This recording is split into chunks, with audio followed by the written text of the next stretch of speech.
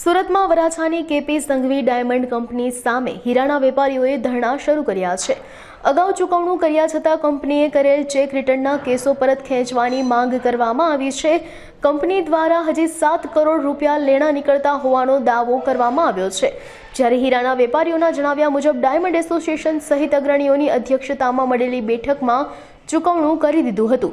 ત્યારે મુખ્યમંત્રીથી લઈ તમામ વિભાગમાં હીરા વેપારીઓ દ્વારા રજૂઆત કરવામાં આવી છે અને કંપની દ્વારા પરેશાન કરવામાં આવી રહ્યા હોવાના આક્ષેપ કરવામાં આવ્યા છે। યોગેશભાઈ, અમારે ચેક બાઉન્સનો કેસ છે, ચેક રિટર્નના કેસ છે। અમે 2020માં કોરોના કાળમાં અમે મંદીના કારણે ડાયમંડના બિઝનેસમાં લોસ કરેલી, જેથી અમે ડાયમંડ એસોસિએશનની મધ્યસ્થીમાં અમે ચૂકવણું કરેલું।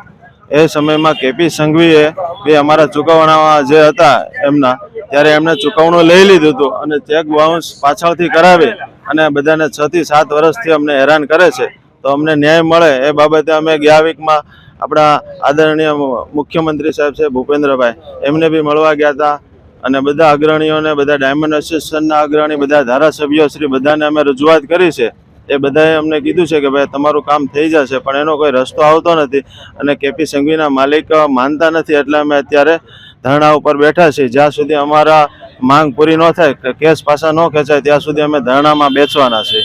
અમારે 12 પરિવારો 13 પરિવારો અત્યારે છે। હવે અમારી એવી માંગ છે, એને એવું એ કહે છે સાહેબ આવડા શેઠ કે ભાઈ ખરેખર નથી અને અમારે નથી જોતું, સમાધાન થઈ ગયું છે એટલે તો હવે એનો એ અમારા ઘરે આવીને ગમે એ રીતે કોઈ પણ રીતે કોઈ પોલીસવાળાને લઈને અથવા તો એ બધું તપાસ કરીને જલ્દી જોઈ લે ને તો અમે આગળના ટેન્શનમાંથી મુક્ત થાય, અમારી એટલી જ આશા છે। જલ્દી કેસ પાછા કાલ ખેંચતા હોય ને તો અમે કાલ પરમ દિવસથી અમારે જીવન જીવવા માંડીએ, બાકી અત્યારે મરી ગયેલા જીવન જીવી છીએ।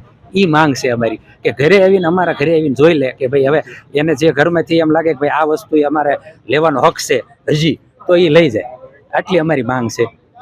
કીર્તિ જર્મલસન, આ લોકોને પૈસા દેવા નથી અને એ લોકોએ મારી પાસે ક્રેડિટમાં માલ લઈને ગયેલા, એની ખેતીને એડવાન્સ ચેક લીધેલો, એડવાન્સ પૈસા ન ભર્યા અને પછી એ એડવાન્સ બેંકમાં નાખી અને લીગલી કેસ કર્યો છે। એ વાત તદ્દન ખોટી છે। તો હું કેસ કેમ કરું? જો મારા પૈસા આવી ગયા હોય તો મને કોઈ વકીલોના પૈસા ખર્ચવાનો શોખ નથી અને આટલો ટાઈમ બગાડવાનો શોખ નથી કે મારે આ કેસ કરવો પડે। મને લાગે છે બધા પાસે છે, પણ બધાને નિયત કારણ કે ખોટી છે એવું ફિલિંગ મને આવે છે અને હશે જ, ના હોય તો લોકોએ ઘણા લોકો આવી રીતે સેટલમેન્ટ કરીને ગયા છે। એ મને હજી કોઈ ફિગર યાદ નથી, કારણ કે એટલા બધા જણનો કેસ હોય કોઈ ફિગરો મગજમાં હોય નહીં। અમારે જૂની મેટર છે, ચેક નાખેલા હતા ને સિક્યુરિટીના, એટલે એનો કોઈ રસ્તો નથી થતો, એટલે પછી હવે અમે થાકી ગયા એટલે કીધું હવે અહીંયા બેસી એમ, કારણ કે બીજો કોઈ રસ્તો નથી થતો। બધે એની મહેનત કરી લીધી। થોડાક દિવસ પહેલાં CM સાહેબની ઓફિસે ગયા હતા ગાંધીનગર, એને બધી રજૂઆત કરી વિનુભાઈ ધારાસભ્યએ, તો એણે એવું કીધું કે હું છે ને જાણ કરી દઉં છું। એટલે એને અહીંયા સુરત કમિશનરને જાણ કરી કે ભાઈ આ લોકોને, ભૂપેન્દ્રભાઈ, કે આ લોકોને તમે ખોટી રીતે હેરાન કરે છે તો તમે ત્યાં જુઓ, એનું જોઈ લો। આ રીતે સેટલમેન્ટ થઈ ગયા પછી નાના પરિવારોને હેરાન ન કરાય, એટલે તમે ત્યાં સર્વે કરી અને એનું કરો, નકર પછી અહીંથી સરકારનું પ્રેશર આવશે, એવી રીતે વાત કરી। એટલે અહીંયા CP સાહેબે અમને બોલાવ્યા અને કીર્તિભાઈને એને બોલાવ્યા છે।